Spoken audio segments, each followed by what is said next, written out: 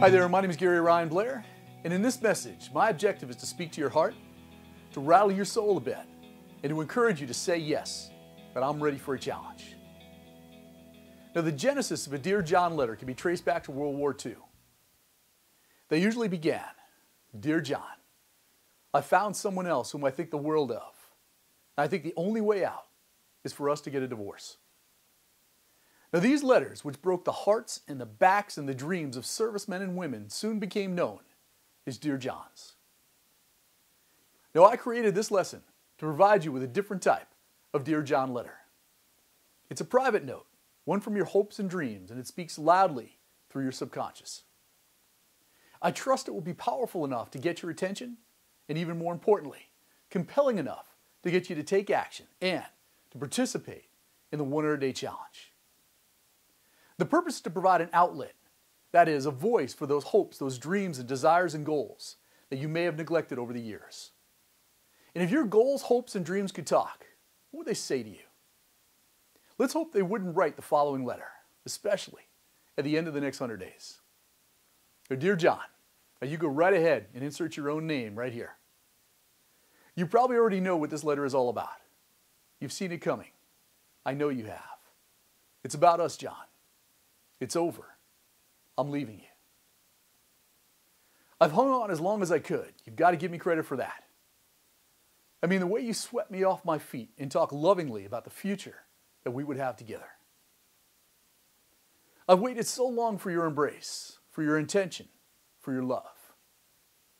Why, John? Why have you neglected me? Why have you made so many excuses? Your inaction and addiction to procrastination is tearing me apart. And I simply must move on.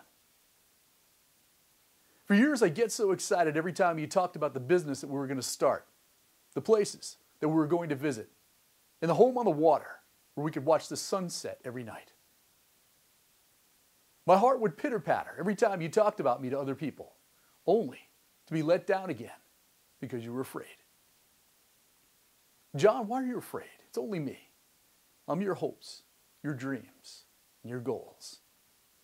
I wanted you as much as you wanted me, but you left me no choice. I simply must move on. But John, please do not attempt to talk your way out of this. The years of indecision and lack of discipline tell me everything I need to know. If you really wanted me, you would have found a way for us to be together. John, I'm tired of having my hopes soar so high just to see them dashed. I simply must move on. Time is marching by without us. My greatest fear is suddenly becoming visible on the horizon. I'm so afraid, John, that we'll come to the end of our lifetime and never have the chance to really get to know one another. It absolutely breaks my heart to even entertain this thought, but I must move on. See, John, like the genie that grants 3 wishes, I wanted to give you your heart's desire.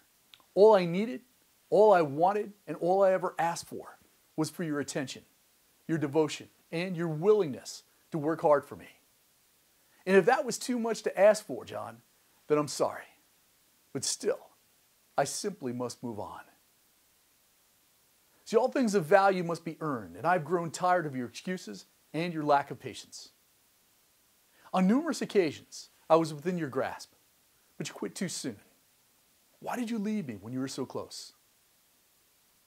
You know, John, I'm going to let you in on a little secret.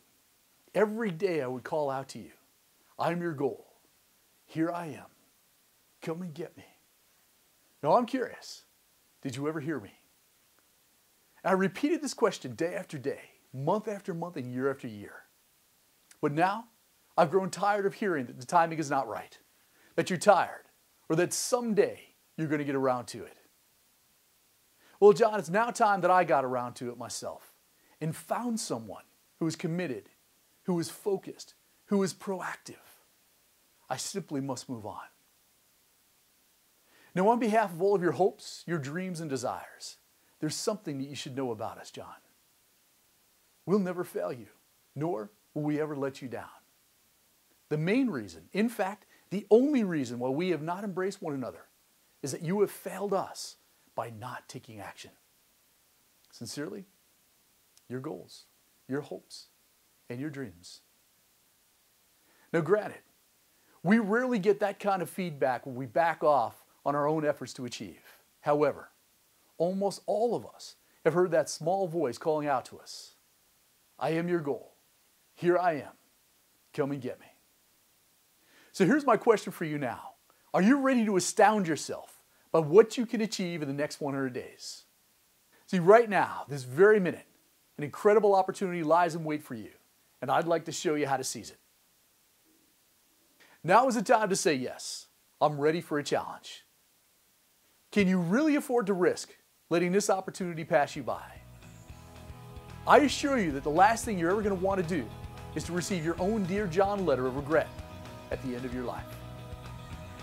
So join me and take the challenge today, and you'll be absolutely astounded by how much you can achieve in 100 days.